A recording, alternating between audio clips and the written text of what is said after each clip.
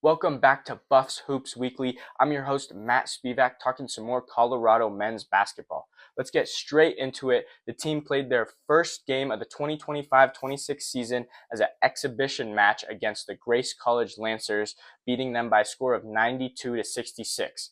Although the score looks like it was quite a dominant performance by the Buffs, this game was really a tale of two halves, with the Grace College Lancers actually leading the game by 3 points heading into halftime. Head coach Tad Boyle mentioned first game jitters were probably a factor in this one, and one of the reasons for the Buffs starting so stagnant. But heading into that second half, the Buffs really proved to the fans and to whoever was watching the team that they can be, outscoring the Lancers by 29 points in that second half, forcing 15 turnovers in that second half, turning them into scoring opportunities, and really just outplaying, out physically playing against this Lancers team. Overall, the whole game, the Buffs shot over 50% from the field and held the Lancers to 35.7% from the field. So definitely some two different numbers there. Some of the miscues by the Buffs, though, as they only shot 17 for 25 from the charity stripe. It's not great average. That is under 70%, something Tad and his staff are probably going to mention and harp on for this team. And also, the Buffs were blocked 5 times by this smaller Lancer squad, leading to maybe some questions in the post game area from some of the Colorado bigs. Now let's hear from head coach Tad Boyle on his thoughts on the win. These exhibitions, scrimmages, whatever you want to call them, are obviously an opportunity for us to learn, kind of see where we are, what we have to get better at, and kind of a midterm exam, if you will, I think is how I kind of look at it. And obviously it was kind of a tale of two halves. For some reason, in the first half, it seemed like we had some nerves. We were tired. We weren't the team that was in better shape. We jumped on them 7-0, and then they come back and it's up, 9-7. I had to call timeout. If you guys tuned in last video, I gave out a couple predictions for this game, and if I do have to toot my own horn, I was pretty spot on with those predictions. I had mentioned that I did think both teams were going to come out quite stagnant in that first half. I did say neither team would come up to a double-digit lead in that half. That ended up not being true. Colorado didn't get their highest lead was 7 right out the gate. They came out to a 7-0 lead. Grace College did actually have a double-digit lead in that first half, around maybe 8 minutes to go, somewhere around there. And then the Buffaloes were able to kind of crawl their way back into a 3-point game at halftime. I had predicted the Buffs to out-rebound this team by 10 or more boards, considering the size advantage they have and just the smaller stature of the Lancers. In the first half, it seemed like my prediction was wrong. The first half rebounds, let's see, was tied. It looks like total rebounds was tied at 23 apiece for both of these squads in the first half. Coach was also upset about that, saying that can't happen against a squad like this. But moving through the game, progressing, the Buffs did end up winning this rebound battle by 11, so more than 10. I was correct on that, although it did take them throughout the whole game. That was another correct prediction. And then lastly, my score prediction was pretty close. I did sell the Buffs short a little bit. I had them winning by 16 points by a score of 84-68. The final score was around similar. The Buffs had 92-66. So I was in the range, in the ballpark. I did only have them winning by 16 when in fact they won by 26. So 10 points different there. But overall, I would say my prediction was pretty accurate for this game. Anyway, enough of that. Let's go on to see how a lot of these Buffaloes played, and a lot of them being their first kind of real exhibition, however you want to call it, match for the squad.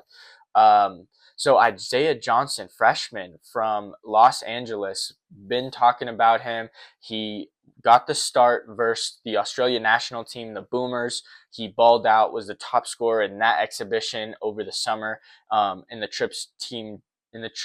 team's trip down under. He also got the start in this game possibly because of what he's shown in practice and in that trip down under. And he really did not disappoint. Although wasn't in the scoring column until 3 minutes left in the first half, he still finished as the game's leading scorer with 21 points, shooting 70% from the field and cashing in 4 out of his 6 attempted threes. Many of those threes were off catch and shoots. He just looks super comfortable. He's a flashy guard. He can dribble. He gets to the rim. He gets fouled. He really is doing it all right now, and the Buffs are loving what Isaiah Johnson has to offer. Aside from his shooting, he also impacted the game kind of throughout all the stat sheet. He had 2 rebounds, 2 assists, and 2 steals in 21 and a half minutes played, which was the second most play time in minutes, but behind Bangkok Dak. Maybe the coaches were looking to get Bangkok a lot of the missing minutes he didn't get over the summer.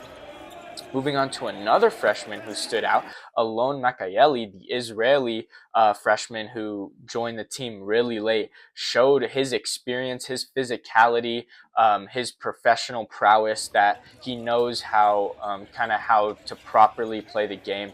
He jumped in passing lanes for multiple steals in the second half, which coach was excited about that, turning defense into offense, getting that energy. He mentioned in halftime that Coach Tad Boyle mentioned at halftime, he told his squad that when our shots aren't falling, we need to rely on our defense to really pick it up for our offense and get the game flowing that way. But Mikaeli played great. He played 19 minutes in this one, most minutes off the bench for Colorado, by quite a few, by about 5. He scored 12 points on 5 of 10 from the field. So the points are great. One of Colorado's double-digit scores. The efficiency is ballpark around. For a forward, you might like to see it a little bit above 50%, but overall, not bad at all. He added 5 rebounds with an assist, and then those 2 steals I was talking about, turning those into transition points. And then he was tied for the second best plus minus on a team, plus 14 in his minutes played, really helping this Colorado team grab the win in this one. So now let's hear from Tad Boyle and what he had to say about Alon and his energy in this one. Second half, I thought Alon really did a good job. He got 2 steals that turned into dunks. You know, that kind of, and that's what I want our guys to understand. Like, the defense can energize the offense, because again, you're going to miss shots sometimes. It's going to be tough. You know, Barrington came out. You know, he's 1 for 7 from the field today, but that doesn't mean he can't be a great defender for us. And I thought Alon got us going. I thought Jalen Holland got in the lane a little bit. You know, we had some guys. Felix, I think, really played well defensively. Let's talk about yet another freshman who balled out in this one. Coach really was giving everybody a little bit of play time, see what they can do, see who has the energy, who doesn't. Jalen Holland had the energy. He appeared all over the stat sheet, was hustling all over the floor, giving that energy, putting his effort out there. He really showed out as one of the top freshmen on this team. He played 15 minutes, scoring 14 points on 5 of 7 from the field, so super efficient. And then he also grabbed 4 rebounds, dished out 4 assists, and stole 3 balls from the Lancers. So really appearing all over the stat sheet. He had the best plus minus on the team off the bench, with a plus minus of 18, despite only playing 15 minutes. Jalen Holland really had a great game in this one, and Coach mentioned in the presser that he's excited for what Jalen brings, and going forward is excited to play him. Now let's talk about someone who I kind of highlighted in my preview of this matchup, Elijah Malone, the Buffalo center who used to play on Grace College for his undergraduate basketball collegiate career. Malone played all right. He dominated the glass, especially in that first half. He grabbed 6 first half rebounds, totaling 9 for the game. I thought he could have kind of asserted himself more in that second half, especially down low on the block, boxing out these smaller defenders, grabbing easy boards. Nonetheless, tied with the game high with 9 rebounds in only 18 minutes of play. So, Coach mentioned that this game was just trying to get everybody some play time. Didn't want anybody to obviously get injured, so keeping everybody within kind of a similar range of minutes. In those 18 minutes, he took 4 shots, scoring 2 of them, finishing with 5 points. So an underwhelming offensive performance nonetheless. Um, but 9 rebounds, 1 steal. He played his part in the game, not as much as I would have hoped or I would have thought coming into this one. I thought he was going to have, a lot of energy playing against his old squad. It didn't fully seem that way. Now let's get into some of the better performances by some of these Lancers players. So the Lancers were led by forwards Ian Rash and Michael Wellman in the points column, both scoring 13 points apiece. Ian Rash was the team's second best scorer last year, scoring around, I think it was 14 or 15 points a game. He looks like he's transitioning into being their number one option for the Lancers this year. He went 50% from the field, so 5 of 10 from the floor, including 9 rebounds, which tied the game high for Elijah Malone, who had 9 rebounds, and he had the most on the Lancers, which is really important for a squad who's between 6'5" and 6'7", basically all their guys height-wise, for their forwards and guards to be able to rebound just as well as anybody else. And then Michael Wellman, he also had the 13 points on 5 of 9 from the field, so slightly above 50% field goal percentage. He brought in 3 rebounds with an assist and a steal as well, so definitely contributing to the game. Although the Lancers obviously did not get the win, Rash and Wellman definitely stood out as some of the better players on their squad. Finally, I just want to talk about Colorado's ability to share the love in this game. They had 6 different scorers finishing with double-digit points, led by 3 freshmen. So that's going to be huge for this Colorado squad going forward, especially into their onslaught of the Big 12 conference schedule. Having many different guys being able to put up points on any given night should help the Buffs be able to compete with some of these great squads in their conference.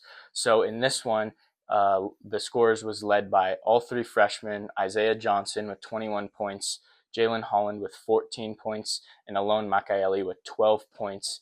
And all of these guys shot the ball above 50%. Just great stat lines for the Buffs. Now let's hear what Coach Tad Boyle thinks about this. Well, again, we're deep.